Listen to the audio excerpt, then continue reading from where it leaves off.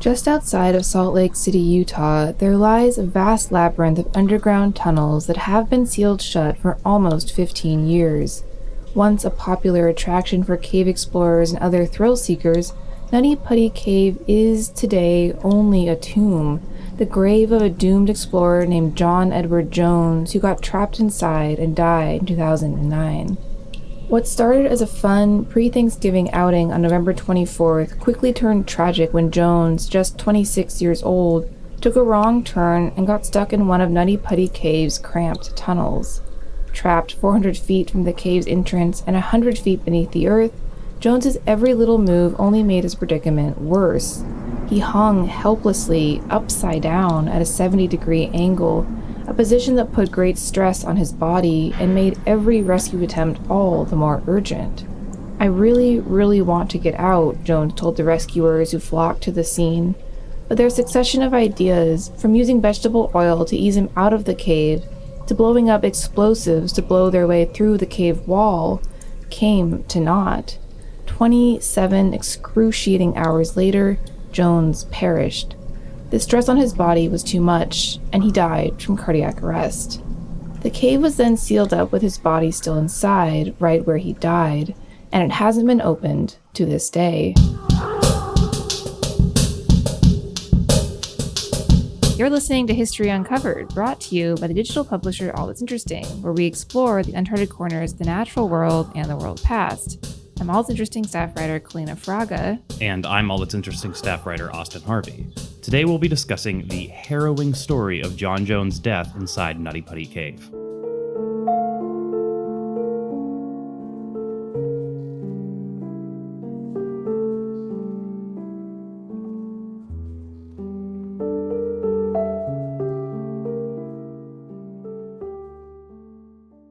Long before it became infamous, Nutty Putty Cave was documented for the first time in 1960 by a caver named Dale Green. Green was struck by the cave's slick, gummy walls and felt confident that no one had ever explored its 1,400 feet of tunnels before. He said, quote, "When we went in, there was no sign whatsoever that anyone had been in there," unquote. The clay that lined the cave walls was largely composed of silicon dioxide, which made it similar to sand. When touched, it felt more elastic than solid, which is how Green came up with the cave's name. He originally thought he'd call it Silly Putty Cave after the beloved toy, but decided that Nutty Putty was better. Before long, Nutty Putty Cave became a popular attraction. Each year, it attracted thousands of adventurers who often lined up outside the mouth of the cave and eagerly awaited their turn to enter. But though Nutty Putty Cave proved popular, it also proved treacherous. It contained several extremely tight passageways, which were given ominous names like the Helmet Eater, the Scout Eater, and the Birth Canal. And before long, cavers started getting stuck inside.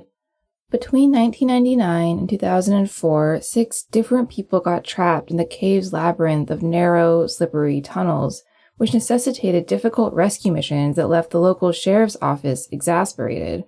But still, the cave remained open. In 2004, 2 Boy Scouts got stuck in Nutty Putty Cave just a week apart, one of them requiring a 14-hour rescue and a prolonged hospital stay. Shortly thereafter, Nutty Putty Cave closed to the public due to safety concerns. However, it reopened in 2009 after a cave management system reviewed the site and instituted new rules like an online reservation system. They decreed that only one party of cavers could visit the cave at a time, and that the cave would be locked at night to discourage any nocturnal thrill seekers. Just 6 months later, a 26-year-old medical student named John Edward Jones visited Nutty Putty Cave with his brother and several other friends and family members as part of a pre-Thanksgiving adventure. They entered the cave in high spirits at around 8 p.m. on November 24th, looking forward to exploring its famous tunnels. But Jones would never emerge.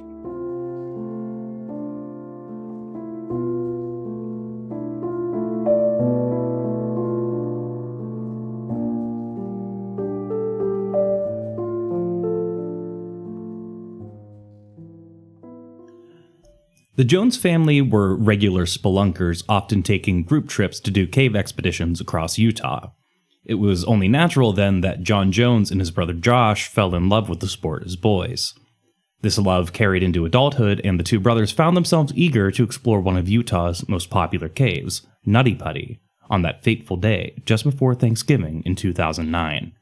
John and Josh, 23, were joined by 9 of their friends and family members, each of them happy and hopeful as the holiday season began. It was an exciting time in Jones' life. He was married to his wife of 3 years, with whom he shared a 1-year-old daughter. Jones was also attending medical school in Virginia and was hoping to use his holiday time during this family trip to Nutty Putty to unwind and take a break. John Jones entered Nutty Putty Cave at around 8:00 p.m. It was his first foray back into spelunking in years, and he learned quickly that it's quite different exploring caves when you're no longer a little kid, and instead a 6-foot-tall, 200-pound adult. Still, Jones was determined to explore one of Nutty Putty's most infamous passageways, the Birth Canal. The Birth Canal was an exceptionally narrow tunnel that required spelunkers to crawl through it with the utmost care and precision, if they dared enter at all. Not long after his descent began, Jones came across a passageway seemingly fitting the description of the Birth Canal, and made his way into the small opening head first, inching steadily along using his hips, stomach, and fingers. A few minutes later, Jones realized he had made a terrible mistake. He had not, in fact, found the birth canal, but had instead wedged himself into another narrow passage. And now he had no way out. He had no room to turn around, not even enough to wriggle out backwards. His only option, it seemed, was to press forward. There was a small open space in front of him, barely 10 inches across and 18 inches from top to bottom, effectively the size of the opening on a clothes dryer. Jones tried to squeeze through the opening, making himself as small as possible by exhaling all of the air from his lungs. Unfortunately, when he breathed in again, his chest puffed back out. It was no use. He was stuck. For good, this time. The first person to find John Jones was his brother Josh, but even with Josh pulling at his calves, John was no closer to coming unstuck than he had been. Quite the opposite, in fact. Jones had slipped even further into the tight passage, his arms pinned beneath his chest. He was stuck worse than before. He couldn't move at all. Desperate to find help, Josh made for the cave's exit. Help did arrive, but that didn't change the fact that Jones was trapped 100 feet below the surface of the earth, 400 feet into Nutty Putty Cave. Getting supplies, equipment, and people that far down took at least an hour. At about 12:30 a.m. on November 25, 2009, the first rescuer, a woman named Susie Matola, reached Jones. All she could see of him through the opening was a pair of navy and black running shoes. "Hi, John. My name is Susie," she said. "How's it going?" Jones' reply sounded as if it were coming from the other end of a long hallway. "Hi, Susie," he said. "Thanks for coming, but I really, really want to get out." Jones was trapped in the passageway nearly upside down, and even though Susie was a good 9 inches shorter than him, the cave was so narrow she couldn't fully extend her arms or legs. What Susie lacked in size, however, she made up for in experience. She knew Nutty Putty Cave better than anyone else on the rescue team, and her small frame meant she could go where others could not. "No worries, John," she told him. "You're going to be out of here lickety-split." Susie pulled a webbed rope from her pack and tied it into a lover's knot around his ankles. More rescuers were arriving on the scene now, including a trauma physician named Doug Murdoch, who immediately made the true dangers of the situation known. It was bad enough that Jones was stuck in the cave, but even worse, he was stuck upside down. The human body simply isn't designed to be upside down for long periods of time. Blood starts to flow to the brain, and the body has to work overtime to pump the blood out of there. But as Murdoch said, your body isn't set up to do that. The entire system starts to fail. With blood and fluids starting to pool into Jones' brain and lungs, Murdoch figured the trapped spelunker had 8 to 10 hours to live at most. Even if they did rescue him, toxins that were now starting to build up in his blood ran the risk of rushing to his heart and killing him. Susie managed to run a rope from the knot around Jones' ankles to other rescuers at the tunnel's entrance, but as they pulled, they realized they didn't have enough strength to pull him free. The friction of the rope rubbing against the stone walls of the cave was simply too strong. Susie stayed with Jones for another 2 hours, placing a water bottle in the one hand she could see, hoping that he could squeeze enough to get out a small stream flowing up to his mouth. But his voice was growing more nasally and his breathing was labored. She could tell that his lungs were starting to fill with fluid. Even as rescuers tried a number of other options, including a pulley system to negate the friction of the rope, they quickly realized they were running out of time. Each trip down into the cave to get Jones with more equipment took an hour, and the tunnel he was in only had one entrance, which he had been wedged in for half a day. They couldn't get any large equipment down to him, and small equipment wouldn't chip through the stone quick enough to get him stuck. It took an hour and a half just to drill through 6 inches of rock. Eventually, the rescue team was able to secure a new pulley system, and for a moment, it seemed like they might have a shot at getting Jones out. Another rescuer named Ryan Schertz had made his way down to Jones and hooked him up to the new pulley. It was a shot in the dark, and there was a good chance that pulling out Jones would also break his legs, but it was better than leaving him to die. However, at this point, Jones was losing touch with reality. "Help me get out," Jones told Ryan when he arrived. "I don't want to be on my head." Ryan asked him why he was on his head, and Jones' reply came in the form of another question. "Why did you guys put me here?" Schertz was carrying a small telecom that he could use to communicate with everyone back at the surface, and he slid the little black box over to Jones. From the other end, Jones' wife Emily told him that she loved him and to keep fighting. Everything was in position to pull Jones out. Schertz prepped him, and at the other end of the pulley system, 8 people worked together to hoist him out of the crevice.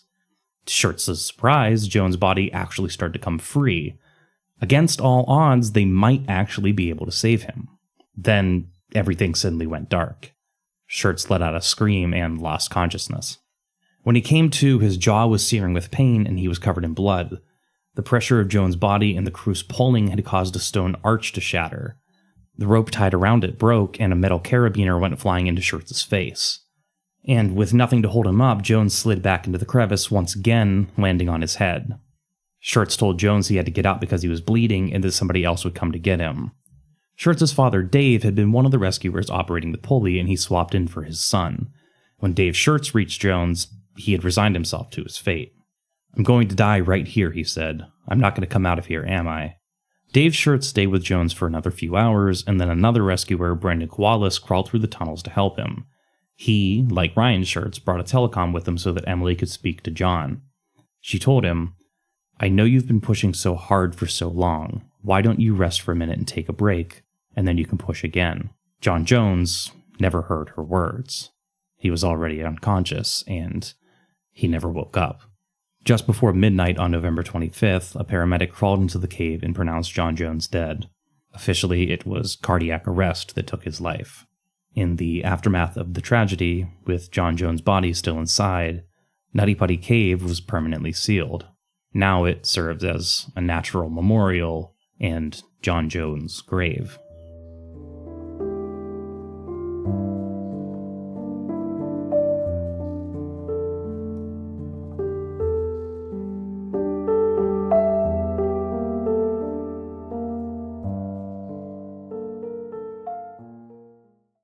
All right, so let's just jump into the discussion section. Yeah. I think one thing I was thinking about, I was just kind of rereading your section before we started talking just now, and one thing that really kind of I thought about was like when we did the Floyd Collins discussion, we talked about like what if they'd had like other technology.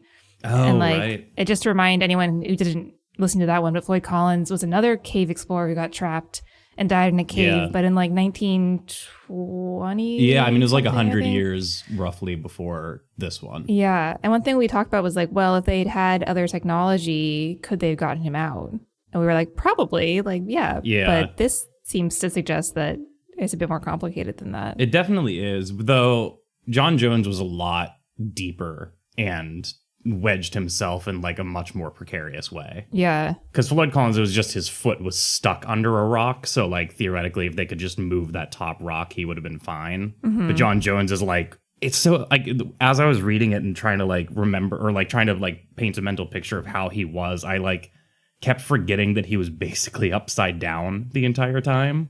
Yeah. And like all the blood rushing to his, it's just like, oh, it's just so like, yeah. And so long. It's such a drawn out, like, just brutal way to go. That's a good point, too, because I think they knew since he was upside down, he only had like 10 hours or something before that was going to be fatal. And Floyd Collins was trapped for much longer. Like, I want to say 12 days, because they could bring him like food and water at first. Yeah. And then they couldn't. But this guy, they had like a clock from the very beginning about having to get him out. I don't know which is worse either, because Floyd Collins was fully cognizant the entire time. Just kind of like, well, I'm stuck here. Now that we're talking about it again, I wonder if anyone ever considered like amputation, like just cutting his leg off. Floyd Collins? Yeah, Floyd Collins. I think the problem was that the leg was behind him. So like his body was blocking, you know? Huh. But I was thinking about that too, because there's that other example, the guy who James Franco played who cut off his arm. Yeah, the 127 hours guy, yeah. Yeah, exactly. And it seems like, you would do anything, right, to avoid dying in the cave. Right. Even breaking your I'm thinking they didn't exhaust all their options with that. That they didn't exhaust all the options? Yeah, they definitely, with Floyd Collins. With John Jones, though, it definitely sounds like they tried everything they could. Yeah. I mean, they like set up like a winch and pulley system and tried to like yank him free, and I imagine he was like stuck at his chest, right? Roughly, like was in the hole, and I think his hands were down at his side, so he was kind of just like planking. Ugh. And then because they were able to hand him like water and stuff that he could hold in his hand and then drip it like along the cave floor up to his mouth to drink, but the longer like he spent upside down, the more blood rushed to his head, the more parts of his body started to shut down. Like, at the end, he was just, like, deliriously, like, not even aware of what was going on anymore, which, like, that's what I mean. I don't know which is worse. Like, would you rather be stuck for, like, 10 days but able to communicate properly and, like, or would you kind of just rather be, like, delirious from a blood loss? And I guess ideally neither, but... Ideally neither. I think Floyd Collins did kind of start to lose it at the end, just like from being trapped in the darkness and isolation and everything. I guess if I had to choose, I'd probably choose 10 hours versus 10 days. Fair. If you're going to die either way, then I guess I'd rather it just be sooner than later. John Jones, I mean, they were both young when it happened, but John Jones had just had his first kid, too, like very shortly before, which is like really sad. Just to add another layer to it. I think he was younger than Floyd Collins. I think he was. Floyd Collins, I think, was like in his 30s. John Jones was like my age. Oh, yeah. Floyd Collins was 37. Okay. And John Jones was 26. Yeah. So they're both like youngish, but 26 is really young. 26 is still young. It is still young. It's definitely still young. But being 26, I can't imagine that. Yeah, just that whole experience, especially because like he mistook it as this other narrow passageway that people can get through. So it's just like such a simple mistake. Right. I mean, it's the same thing with Floyd Collins. Like, and it was almost, Floyd Collins was experienced. I'm not really sure how experienced John Jones was with they were like cave exploration. Fairly experienced. I think he and his brother used to go spelunking a lot and then kind of took a break. Okay. Well, like Floyd Collins, I was like his life was like caves. And the only thing that went wrong, he did everything right. It just a rock happened to fall. Yeah. Well, he was also the one, like, he was the guy mapping out and fixing up that cave. It wasn't already explored. Nutty Putty had been. Yeah, right. And then they were never, the other really dark, macabre part of the story is that they were never able to get his body out after the fact. So it's just, he's still just buried there, which is like so dark. It is really dark. Yeah. Yeah. I've seen photos of the inside of Nutty Putty Cave and they are like very narrow passageways, but it seems like if there was one where even the possibility that someone of a certain size could get stuck, just like, I don't know, have like a sign or have it blocked off somehow. Right.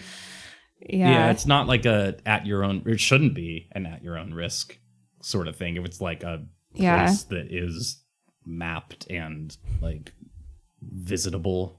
I don't think that's a word, but I mean, when it first opened, it seemed like it was a bit more like loosey goosey, and then people started getting stuck, and they're like, "Oh, I guess we should have some rules in place." Right. And then, like right after they reopened with rules, and the rules were like one party at a time and no one at night. Yeah. Okay. Right after it reopened with those rules, then he got stuck and died. So it wasn't really like they did a great job of preventative.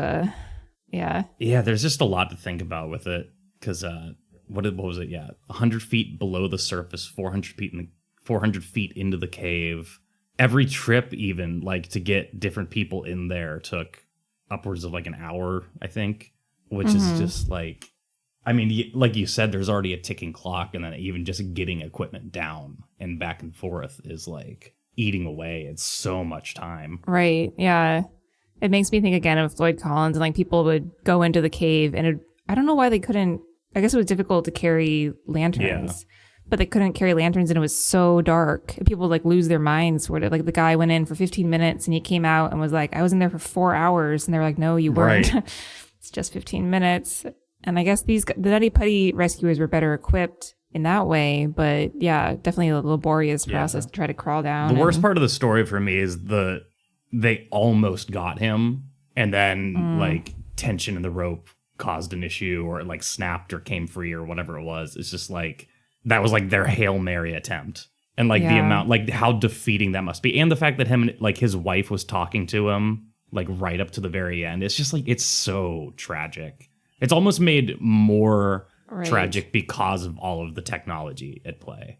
Because the Floyd Collins thing is, I mean, like, it just kind of goes to show. Yeah, it's kind of expected, I guess. Not that it's not sad, but it was, it's a little more risky. But right. Yeah, they didn't have the right equipment to get him out, and no one was really doing a great job. And then it turned into this spectacle outside of all that, too. Yeah, not the best. Whereas, in this situation, they were able just to, like, hey, your wife wants to talk to you on this walkie-talkie, and, like, Yeah. When we talked about the Floyd Collins situation the first time, did we talk about the movie The Descent? I don't think so. It's what the movie It's one of my favorite horror movies. It's about a group of women who go spelunking and get stuck in like the subterranean levels of it, but there are these like demi-humans who have been living in the caves, and they're all blind and pale, and it's super freaky and gross. Okay, I think we might have discussed that. Yeah, that sounds like vaguely familiar. It always comes to mind. Can't imagine I would have heard it elsewhere. It always comes to mind when we talk about these cave-in stories. I'm just like, that's like the last place on Earth I'd want to be stuck. Yeah, definitely. I guess, just everything about it is... Yeah, you don't really want to be stuck anywhere, but like you said, like the idea of like how quickly you can kind of just like lose your mind in the darkness, and how disorienting it is, on top of when tragic situations happen and your mind kind of starts to spin and you can't think properly, and then compound that with this like disorienting darkness. And it's like, how can you possibly handle a situation like this with any sense of calm? Right. Yeah. I think it's somewhere like a cave like this is not where people are like supposed to be. So there's something very primal about that tension and horror and everything. Yeah. Yeah, not a very cheerful story. This one. And then I updated something for the site recently too about Darren Kuyu, the underground city. I forget where it is, but apparently like these people had, like ancient people had constructed this like tunnel city underground that they lived in to like avoid invaders and stuff. And it was just like, how? What? Wow, this is a real place. You can go and visit it today still. Like it's open to the public now, but it's really interesting. They had the top level was all their farmland. They had like an underground farm. There were tunnels so that like light and air could flow through it. It's kind of like a crazy feat of engineering the way it looks.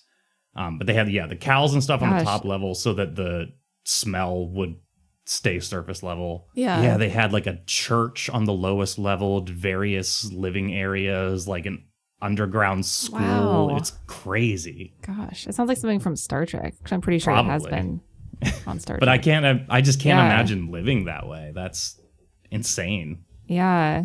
It's funny you mentioned that, because it reminds me of this other story from the site, actually, but it's about like this legend, this Native American legend about, I think they're called the Moon-Eyed people. Oh, yeah. And when, like, you know this? Like, white settlers, like, arrived, and I think this was in, like, North Carolina or something, and they were like, oh, by the way, there used to be these, like, people who were, like, really pale and, like, only came out at night, and those settlers were like, oh, okay, that's weird. But then there's the idea, like, were these people real? Did they live underground, or what was going on there? And there's some weird, like, stone structures, I think, in the South. People think the Moon-Eyed people built them. It's so freaky. For some reason, calling them the Moon-Eyed people just makes it even scarier, because it's like, oh, God. Yeah. Yeah. Moon-eyed. I mean, that's straight up is The Descent. That is that movie. I mean, kind of, not really, but like that's if anyone's seen it, you know. Mm-hmm. I'm so curious. That's one of those things too, because there are so many like Native American legends that can't possibly have been real. Like floating heads were a big thing in Native American folklore, and But the Moon-eyed people is like one example of one of those things. It's like that actually could have been real. There might be some truth to it. Yeah, for sure. It's very weird. And for all we know, they were nice people. They were totally fine. Just pale and came out at night. Yeah, I mean, I don't think they just came out at night. Native Americans at one point said that they attacked them and then they were gone. But who knows? Who knows? Yeah, I don't know. I think the moral of this story and like of Floyd Collins is like maybe don't go into caves, or if you do, like I don't know. I would say just don't go into caves. That would be my advice. Or at least only ones you can fit in. Don't wedge yourself in. Yeah, do not wedge yourself in anywhere. I feel like there was some sort of, I don't know much about this and I can't speak about it with any expertise, but wasn't there just like a boat capsized in like an underground river in Ohio or something? I don't know. Is this like a recent thing? Yeah, it was like last week, but I don't remember any details. I saw the headline. I was like, oh, that sounds awful. And then I kept scrolling. Oh, yeah. So what, they were like on a boat and happened to go through a cave at one point, and a tour boat flipped in an Erie Canal water tunnel in western New York. Wait, in an underground cave along the Erie Canal. Ugh. Isn't that horrible? And someone died. Yeah. So they were on the Lockport Cave, an underground boat ride. Poof, never want to do that. When it became unbalanced and flipped over. Eek. Oh man, yeah, that sounds really awful. Well, like I said, just avoid caves, underground spaces in general. Generally, avoid caves. That's a good way. Good survival tip. Yeah. Avoid caves. Avoid mountains. Vast expanses of uncharted wilderness in Alaska. Avoid the Bermuda Triangle or really just the ocean in general. The easiest way to stay safe is just to never leave your home. Well, even then, your building could collapse or something. Or it might be haunted. Be haunted. That's also true. Yeah. I kind of like the underground city idea. As long as that's built well, then it seems like... Yeah. All right. Well, is there anything else we want to say about... No, I mean, there's not much to be said. It was a sad story. And harkens back to, again, a very similar story from 100 years earlier. And I'm sure if we had the resources available, we could go back 100 years before that and 100 years before that and find millions of stories of millions of people getting lost and stuck in caves. I mean, it's like you said, it's just inherently primal and dangerous. And it's like, again, like trying to climb Mount Everest and not having the proper equipment, and it's a non-starter. Yeah, I mean, I guess there's always going to be people who like want to push themselves and and go for it, I say. But I don't know. I'll be avoiding caves. If we ever colonize like the moon, I'm sure there are going to be people who are like, I'm going to see how far I can. I'm going to try and run from here to here without my helmet. Like it's like, because people, people are always going to want to chase that adrenaline, that like thrill of something. But yeah. That's kind of another sad thing about this. It's not like they were like thrill seekers exactly. They were like, it was Thanksgiving, and they were like, well, wouldn't it be fun if we just go to the cave? Yeah. Yeah. Right. Yeah. It's pretty horrific. So stay inside. Is the advice, the takeaway. Stay inside. Avoid caves. Stay near the sunlight. Get lots of sunlight, lots of fresh air. Mm-hmm. Yeah. Keep it. Yes.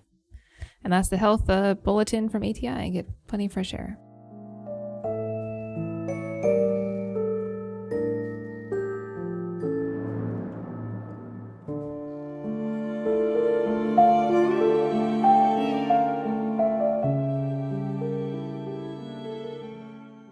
Yeah, thank you for listening to the discussion, to the episode. Yeah, if you like the show, leave us a review, preferably a good one. Tell your friends all about it. Follow us on TikTok at Real History Uncovered. We got some fun clips from the podcast over there. Yeah, we do, really fun some ones. Really dark ones, but people seem to love that. So yeah, dark fun. And if you want to be a part of the show, if you want to either suggest any new episodes or just leave a comment, you can reach us in various ways, and I don't have the script in front of me, so Kalina will tell you where you can contact us. Yes. We'd love to hear from listeners about fascinating history stories you have, or crime stories, or your thoughts on the show, or questions, or anything. And you can You can reach out to us by calling us at a number, which is 929-526-3029. Or if calling on the phone sounds scary, which for a lot of our generation, it is, you can email us at podcast@allthat'sinteresting.com. Yeah. And be sure to check out the website as well, allthat'sinteresting.com, for more in-depth coverage of some of these stories, as well as signing up for our newsletter, which you can find at allthat'sinteresting.com/sign up. He said confidently. Correct. Yes. Or becoming a member. Yes, very confidently. That was good, though. It was good memory. You can also become a member at allthat'sinteresting.com/membership. So easy URLs to retain, I hope. And there's always, there's links to everything on the site as well. So keep that one in the favorites tab. Yeah, well, I guess we'll talk to everyone next time during an episode about something. Probably History Happy Hour. An episode about something. Yeah. We do have, we have our something our cool, monthly History as always. Happy Hour is the next thing coming up. Yeah. Yeah. Yes. It's lots of good history probably in June, I'm sure. All right. Thanks for listening. All right. Bye.